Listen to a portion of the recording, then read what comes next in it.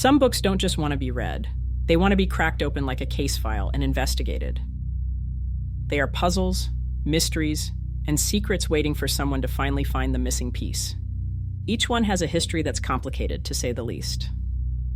On this episode, we'll cover strange and mysterious texts, documents and books that have shifting pages, disputed origins, missing chapters, and stories that continue even after you close their covers.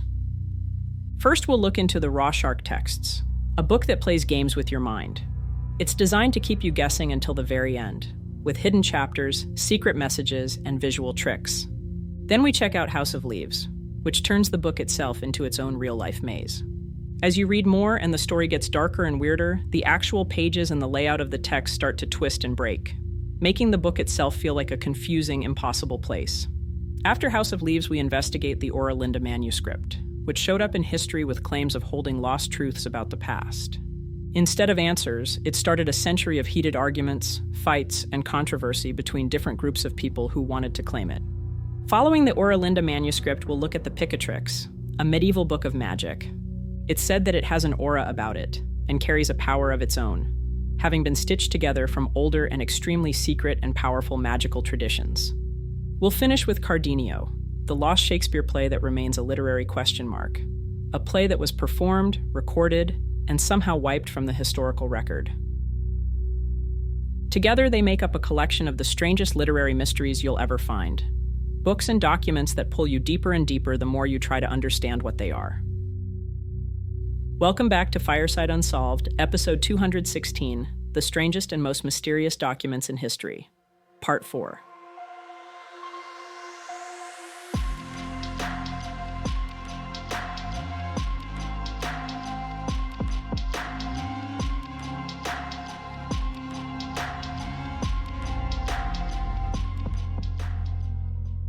When author Stephen Hall released his novel, The Rorschach Texts, in 2007, it immediately sounded an alarm in the literary world. It wasn't just fiction. It was a blend of a puzzle, a physical artifact, and a secret waiting to be cracked. The book doesn't just describe strange things and events. It's written to feel strange. As soon as you open it up, the pages start to betray you. Pages shift into visual shapes, text ripples like water, and the actual words are used like powerful drawings to emphasize key moments. Some editions of the novel even contain unchapters, sections that appeared, disappeared, or were found only in select copies of the book. At the center of the story is a character named Eric Sanderson, a man who wakes up to a terrifying reality. He has no memory. All he has is a letter, written by a previous version of himself. As he follows a trail of clues to find out who he really is, he realizes the world has two layers: the normal one we live in, and a conceptual layer where thoughts, ideas, and memories have actual shape and weight. While he's on this adventure, a creature is hunting him, the chilling Ludovican, a conceptual shark that doesn't eat fish, it eats memories. But here is where the investigation really starts, because the mystery isn't just the Rorschach texts. It's the way it's written, like a document with missing pages, alternative versions, and secrets scattered across the real world. Fans became detectives. They tracked down hidden items released outside the book, analyzed the weird formatting on the pages for clues, and even uncovered extra chapters that were separate from the main novel. That's why the Rorschach text is so compelling. It feels less like a novel you simply purchase and more like a discovery you have to make. It's a piece of media that demands to be decoded, not just read. A book that uses its own pages and ink as part of the puzzle. And for anyone fascinated by strange documents and mysterious writing, this book absolutely earns its place as one of the most intriguing modern literary puzzles.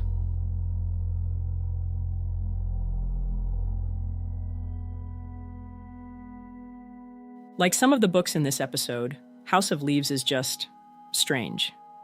Mark Danielewski's book is a maze disguised as a novel, specifically designed to unsettle you before you even make it past the dedication. The story isn't told linearly. Instead, it's told through layers of documents, rambling footnotes, and detailed annotations that spiral off into their own separate narratives.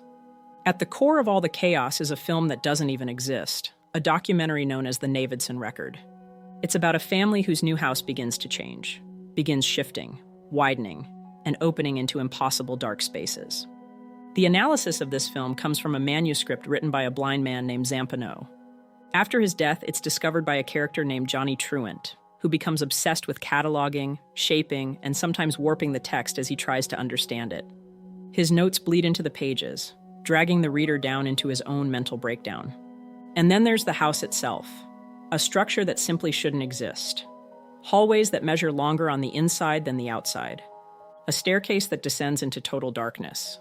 Rooms that appear, disappear, and somehow manage to swallow all sound. The deeper you go in the story, the clearer it becomes that the architecture behaves less like a building and more like a living, predatory thing. But what truly elevates House of Leaves from a simple horror story to a unique literary artifact is the way the book mimics the story's distortion. The actual text twists, shrinks, sprawls wildly across pages, or collapses into tight, unreadable clusters. Footnotes trap you in endless looping paths.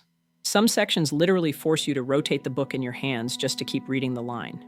Reading House of Leaves is a physical experience, a document that fights back against being read like every other book ever written.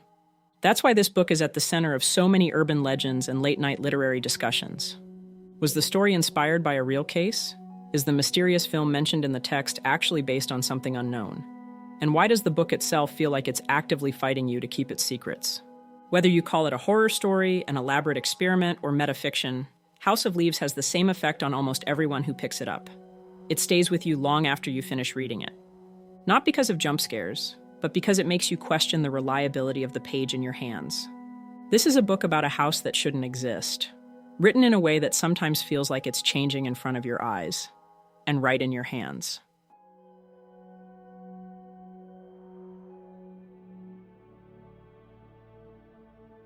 The Oera manuscript is one of those documents that refuses to stay in its lane. It looks like history, reads like myth, and has been aggressively accused of being everything from a genuine record to a complex, elaborate prank. The story of the manuscript begins in the 19th century, when a Dutch family presented what they claimed was a centuries-old text, written in a strange, angular script they identified as Old Frisian. The pages laid out a detailed, unbelievable history of a prehistoric civilization in Northern Europe, a sophisticated society led by powerful priestesses, devastated by catastrophic floods, and linked to a lineage stretching back thousands of years. At the time, it felt like the kind of discovery that could completely rewrite early European history. The text described lost, ancient lands, massive migrations, and a worldview that didn't fit comfortably with any known historical records. The deeper linguists and historians dug, the stranger the manuscript seemed. The language felt wrong, too modern, too polished, and suspiciously convenient. The supposed ancient alphabet was inconsistent, and parts of the content lined up a little too neatly with political arguments that were happening in the Netherlands at that exact time. By the late 1800s, most experts had reached a consensus. The Oera was a hoax. A complicated one, sure, but a hoax all the same. And yet, this is where the story truly takes its darkest turn. Instead of fading away, the manuscript attracted a dangerous new kind of following. Occult groups embraced it as evidence of forgotten knowledge. Fringe historians began treating it as a suppressed secret record of Europe's true past. Chillingly, during the 20th century, certain political movements, most notably a branch of the Nazi regime, seized on its powerful mythology, twisting it to support their hateful narratives of an ancient, racially pure Northern European heritage. Long after serious scholars dismissed it, the Oera became something far more powerful and far more dangerous, a document people desperately wanted to believe. Today, it sits in an unusual, uncomfortable place. It's not accepted as real history, but it's also not fully dismissed as a simple joke. It's something in between, a text shaped as much by the agendas of the people who read it as by the person who wrote it. What makes the Oera so compelling isn't just whether it's real or fake, it's how a single manuscript managed to bend culture, ideology, and belief.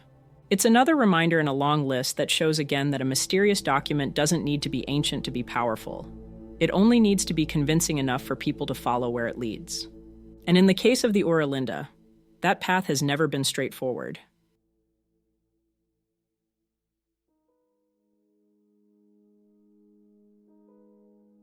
Picatrix is not the kind of book people just stumble into. Its reputation, dark, unsettling, and sometimes terrifying, usually precedes it. Written sometime between the 10th and 11th centuries, the text began as an Arabic work called Gayat al-Hakim, or the Goal of the Wise. But when it was translated into Latin in medieval Spain, it took on the name Picatrix, gaining a rougher, more dangerous reputation that has followed it for nearly 1,000 years. The book presents itself as a manual of astrology and astral magic.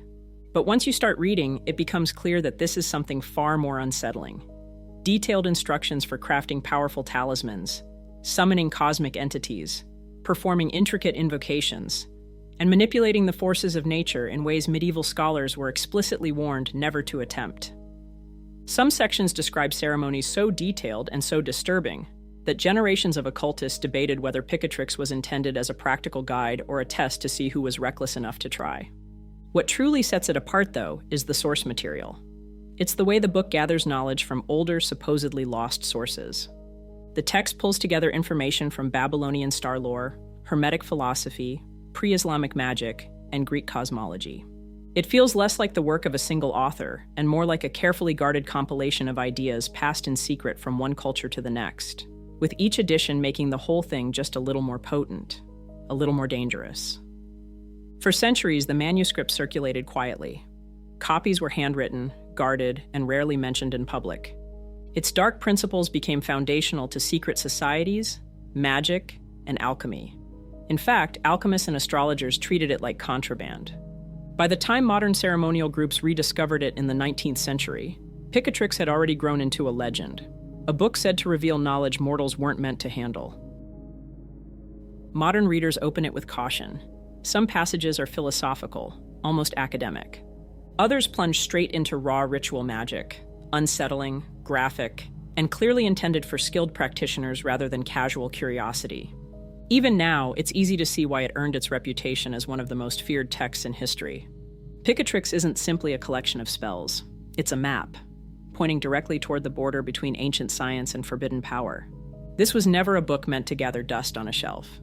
It was meant to be opened, but only by those prepared for what might happen because of it.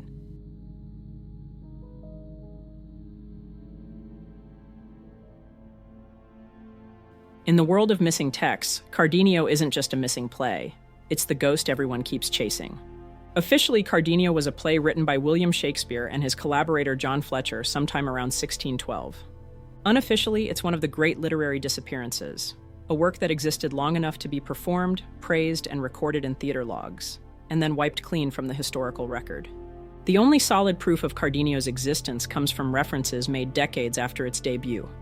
Playhouse records show that Shakespeare's company performed it for King James I in the early 17th century. Later, a London bookseller listed it as one of Shakespeare's works. Then the paper trail stops cold. No script, no clues to what happened, not even a line quoted anywhere else. And no copy tucked inside a forgotten archive. And yet, for a missing work, Cardenio has caused nothing but chaos. Flash forward to the 18th century, when a writer named Louis Theobald released a play called Double Falsehood. He made the shocking claim that his work was adapted from 3 original Shakespeare manuscripts he had supposedly discovered. He swore they were genuine, but he refused to let anyone else examine them. When Theobald died, the manuscripts, unsurprisingly, disappeared with him. For centuries, scholars have been split. Some believe Double Falsehood really does contain the bones of the lost Cardenio, its language echoing Shakespeare in some places. Others argue it's a forgery, a clever imitation dressed up in Elizabethan clothing. The debate has gone on longer than the play itself existed. Cardenio was said to be based on an episode from Don Quixote involving betrayal, madness, disguise, and identity stolen and reclaimed. In other words, the perfect metaphor for a play whose very identity has been scrambled, rewritten, and fought over for 400 years. Today, Cardenio exists in a strange limbo, neither entirely gone nor entirely present. Modern theater companies and Shakespeare experts have attempted to rebuild it from scraps, reconstructing what they think the original might have been. Some productions feel close. Others feel like educated guesswork. But none of them can claim the title of the missing play itself. And until someone opens a forgotten box in an attic or uncovers a misfiled artifact in a dusty archive, Cardenio remains the great unanswered question of Shakespearean history. If a play left so many traces behind, how could the words themselves vanish without a single one surviving? Thank you for joining us for another episode of Fireside Unsolved. If you haven't already, please like and subscribe to help the channel grow.